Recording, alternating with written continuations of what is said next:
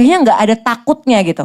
Aku pengen tahu emang value-nya tuh udah diajarkan dari awal bahwa emang perempuan itu bebas berekspresi, perempuan tuh emang bebas berpendapat atau gimana Mbak?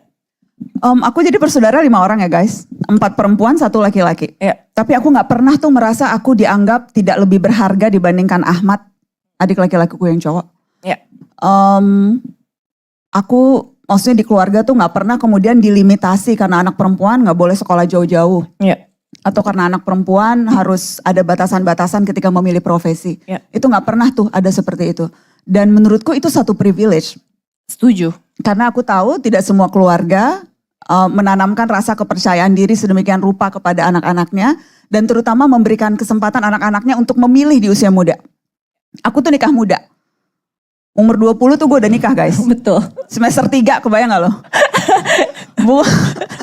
Dan itu ketika memilih menikah muda, itu pun dengan kesadaran penuh bahwa itu pilihan yang diberikan Abi dan Mama, oke boleh nikah. Oke. Dan dilatih untuk mengambil keputusan di usia kecil tuh juga, waktu baru lulus SD ada pilihan ngelanjutin ke sekolah Islam atau ke sekolah negeri. Dan kemudian aku memutuskan waktu itu ke SMP Aliklas, ada anak Aliklas enggak ya? Di situ. Oh ada? Sumpah, Aliklas banget, oke. Alex, ya ampun ya, aku pikir gak akan ada, hai.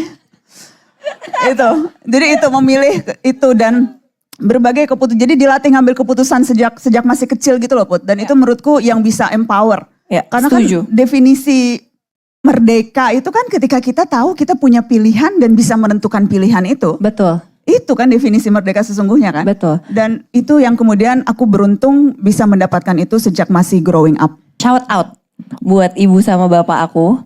Karena ibu bapak aku juga sama Mbak Nana, mendidik aku juga sangat luar biasa. Bukan berarti aku perempuan aku tidak diberikan kesempatan, aku diberikan semua pilihan dalam hidup aku.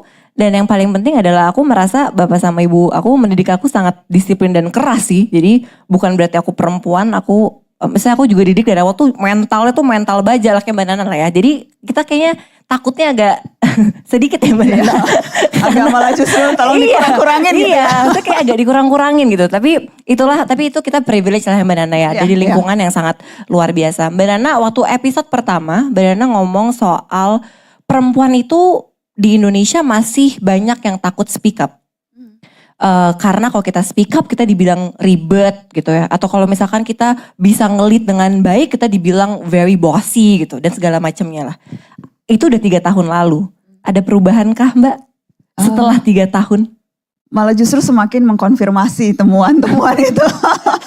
Karena pada dasarnya menurutku memang susah. Kita kalau bicara tantangan perempuan itu ada di level individu, ada di level perusahaan, dan kemudian ada di level sosial budaya. Ya. Dan yang tadi stigma atau stereotip tentang perempuan itu ada tuh di level sosial budaya. Sesuatu yang memang sulit untuk ditembus. Ya. Dan waktu 3 tahun itu belum cukup panjang untuk bisa mengubah itu.